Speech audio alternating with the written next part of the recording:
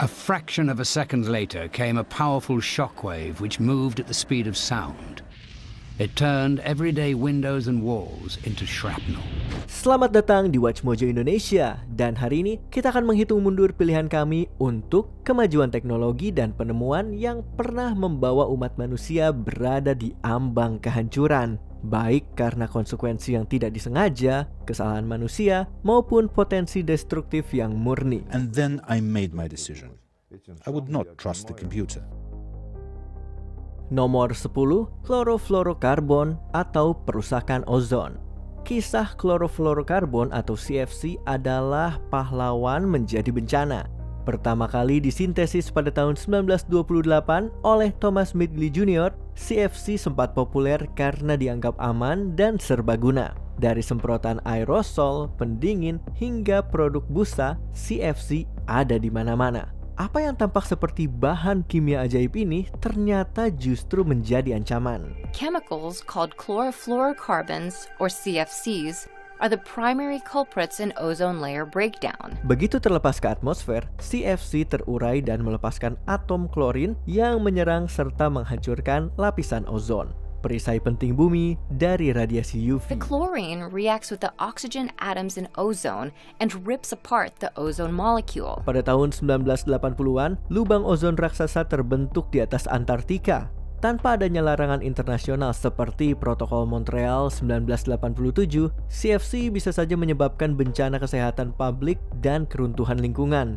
Bahan kimia yang awalnya dianggap ajaib ini nyaris membuat kita dipanggang matahari. Scientists estimate that chlorine levels will return to their natural state in about 50 years. Nomor 9, Proyek Thor, senjata pemboman kinetik. Menjatuhkan balon air pada seseorang mungkin terdengar lucu, tapi bayangkan kalau balon itu diganti dengan batang tungsten seukuran tiang telepon dan dijatuhkan dari orbit dengan kecepatan hypersonic. Itulah Proyek Thor. Rods from God adalah inovasi Amerika Serikat di era Perang Dingin. Senjata ini tidak butuh bahan peledak, hanya massa dan gravitasi.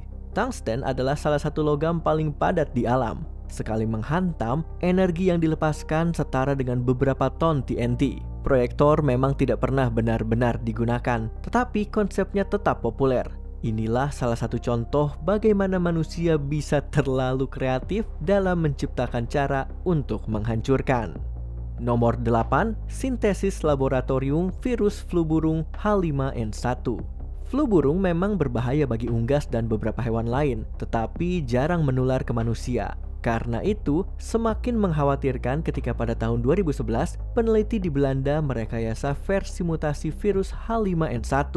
Masalahnya, mutasi ini bisa menular lewat udara antar mamalia. Secara teori, virus ini bisa memicu pandemi global dengan tingkat kematian lebih tinggi dibandingkan COVID-19.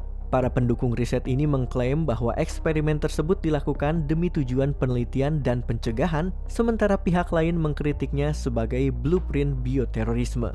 Apapun sisi yang kamu pilih, ini adalah contoh bagaimana sebuah virus diciptakan bukan hanya untuk membantu memahami wabah, tetapi juga berpotensi memberitahu dunia bagaimana cara memulainya. And every time we see the virus go from birds into mammals, we worry about the virus adapting closer and closer to being able to infect and be transmitted in humans. Nomor 7, teknologi satelit dan risiko sindrom Kessler. Sejak peluncuran Sputnik pada tahun 1957, eksplorasi luar angkasa berkembang pesat. Kini, orbit bumi dipenuhi satelit dan sampah antariksa. So space junk is basically anything human-made that's orbiting Earth that isn't useful. Sampah ini mencakup satelit usang, tahap roket bekas, hingga fragmen kecil dari tabrakan dan ledakan. Bayangkan jika jumlah sampah ini semakin banyak dan menimbulkan lebih banyak lagi serpihan baru. Itulah yang disebut sindrom Kessler. Jika dibiarkan, orbit bumi akan dipenuhi puing-puing berkecepatan tinggi yang bisa membuat misi luar angkasa, bahkan teknologi seperti GPS, perkiraan cuaca, dan internet menjadi mustahil. So there is a point where that would happen. We don't know exactly where that is or how close we are to that yet. Teknologi yang membawa kita menjelajahi luar angkasa bisa saja menjadi alasan kita terkurung di dalamnya. And I guess the worst case scenario is Kessler syndrome, where we end up with one explosion that leads to more, that leads to more, that leads to more, and basically renders so much stuff useless. Nomor 6, Agent Orange dan pengembangan bahan kimia defoliant. What do you get when you mix 2,4,5-T acid and 2,4-D acid? You get a powerful herbicide that the United States military used during the Vietnam War. Salah satu kengerian dari perang Vietnam adalah Agent Orange. Tidak, itu bukan mata-mata, melainkan campuran herbisida yang digunakan militer Amerika Serikat. Tujuannya adalah merontokkan hutan lebat agar musuh tidak punya tempat untuk berlindung. Tapi dampaknya jauh lebih mengerikan. Agent Orange meracuni ekosistem, satwa liar, dan jutaan orang. Some 20 million gallons were sprayed on Southeast Asian jungles, fields, and other targets over a 9-year period. Senyawa berbahaya bernama dioksin ini menyebabkan kanker, cacat lahir, hingga kerusakan genetik jangka panjang. Apa yang awalnya dimaksudkan sebagai taktik untuk memenangkan perang justru berubah menjadi salah satu bencana lingkungan dan kemanusiaan terbesar dalam sejarah modern. Inovasi taktis ini akhirnya menjadi mimpi buruk yang nyata. While most veterans are now covered for 14 illnesses presumed to be related to Agent Orange exposure, some veterans are still trying to get those benefits. Nomor 5, kebocoran antraks Sverdlovsk. Pada tanggal 2 April 1979, sebuah filter udara yang tersumbat memicu kesalahan fatal. Kedengarannya sepele, tapi filter itu berada di fasilitas senjata biologis Soviet dekat Sverdlovsk. Filternya dilepas namun tidak segera diganti. Saat kesalahan itu akhirnya diperbaiki, spora antraks di dalam fasilitas sudah lebih dulu terlepas ke udara. Anthrax is a naturally occurring but deadly organism. Tersapu angin, spora itu menginfeksi penduduk sekitar, menewaskan sedikitnya 68 orang, meski kemungkinan jumlah sebenarnya lebih tinggi. Pemerintah Soviet menyangkal adanya kecelakaan ini hingga tahun 1990-an. Satu kelalaian kecil di fasilitas berkeamanan tinggi berujung pada bencana besar yang jika tidak terkendali bisa memberi umat manusia pelajaran pahit tentang betapa berbahayanya senjata biologis. Nomor 4, virus cacar yang direkayasa genetik. Jika flu burung saja belum cukup, pada tahun 2017, para ilmuwan di Universitas Alberta menggunakan potongan genetik yang dipesan lewat pos untuk menciptakan kembali virus yang masih berkerabat dekat dengan cacar. In the 20th century alone, 500 million people died of smallpox. Pemimpin tim, David Evans, membela eksperimen itu dengan alasan untuk menunjukkan betapa mudahnya biologi sintetis diakses serta potensi pengembangannya untuk vaksin yang lebih baik atau bahkan terapi kanker. Namun pesan sebenarnya jelas, jika ilmuwan bisa menciptakan kembali varian virus semacam itu di laboratorium, orang lain pun bisa, dengan niat yang jauh lebih buruk. Lebih parah lagi, penelitian Evans dipublikasikan di ranah publik. Meski sejauh ini tidak ada dampak buruk yang muncul, perkembangan ini kembali menyalakan ketakutan bahwa patogen yang dipersenjatai bisa menjadi garis depan baru dalam aksi terorisme. It can simply overwhelm, devastate, and crash the human immune system. Nomor 3, Stanislav Petrov dan alarm palsu nuklir Soviet 1983. It was completely unexpected, as such things usually are. The siren sounded very loudly, and I just sat there for a few seconds, staring at the screen with the word launch. Bayangkan menjadi orang yang keputusannya berhasil mencegah bencana nuklir.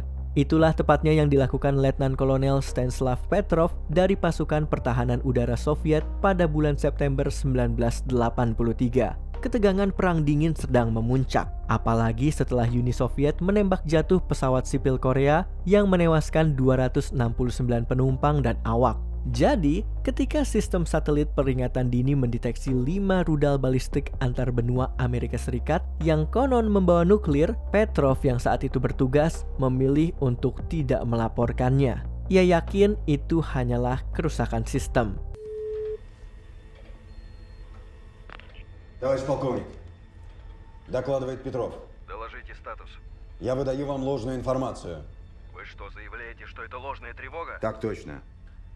Тревога ложная. Untungnya dia benar. Satelit ternyata keliru mendeteksi pantulan sinar matahari dari awan sebagai rudal. Kadang yang mencegah terjadinya bencana bukanlah teknologi, melainkan pertimbangan tenang dari satu manusia yang berpikiran jernih. I knew perfectly well that nobody would be able to correct my mistake if I had made one. Nomor 2, bencana Chernobyl 1986. Sebuah uji coba keselamatan malam hari di PLTN Chernobyl berubah menjadi bencana yang belum pernah terjadi sebelumnya. Tes rutin yang tampak sepele ini justru membuat reaktor meledak dan melepaskan sejumlah besar material radioaktif. The chain of disaster is now complete. Kematian langsung tercatat puluhan orang, namun dalam jangka panjang, ribuan orang meninggal karena penyakit akibat radiasi. Kota terdekat, Pripyat, berubah menjadi tidak layak huni. Penyelidikan kemudian mengungkap bahwa desain yang cacat, pelatihan yang kurang memadai, dan minimnya transparansi telah mengubah inovasi nuklir menjadi mimpi buruk radioaktif. No, we do. I do. Radiation is within normal limits. Chernobyl mendefinisikan ulang protokol keselamatan nuklir global dan menjadi pengingat menyeramkan bagaimana rasa puas diri bisa berujung pada bencana yang nyaris memusnahkan seluruh benua. And we're flying into a greater updraft of radiation than the Earth had ever known. Sebelum kita lanjut, jangan lupa subscribe dan tekan tombol bel untuk mendapatkan notifikasi tentang video terbaru kami. Kamu bisa memilih untuk mendapatkan notifikasi secara berkala atau setiap kali kami mengupload video. Kalau kamu menggunakan handphone, pastikan untuk menyalakan notifikasi pada bagian pengaturan. Nomor 1, bom atom Hiroshima Nagasaki. Tidak ada teknologi yang pernah menunjukkan wajah kehancuran total sejelas bom atom. Di penghujung Perang Dunia Kedua, Amerika Serikat menjatuhkan bom atom di Hiroshima dan Nagasaki, menewaskan lebih dari 200.000 orang. Awan jamur yang tercipta menjadi simbol mengerikan dari konsekuensi kekuatan tak terkendali. Bom itu memang mengakhiri Perang Dunia Kedua, tetapi meninggalkan trauma, ketakutan eksistensial, dan kematian yang berlangsung bertahun-tahun setelahnya.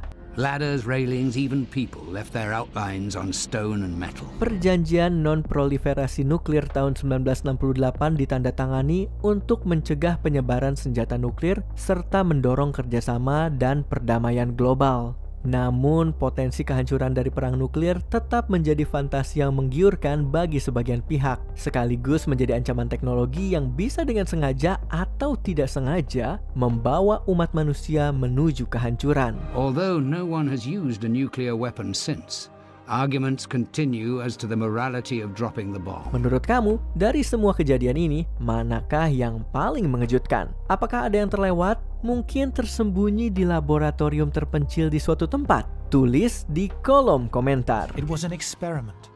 They knew that the bomb had enormous explosive power.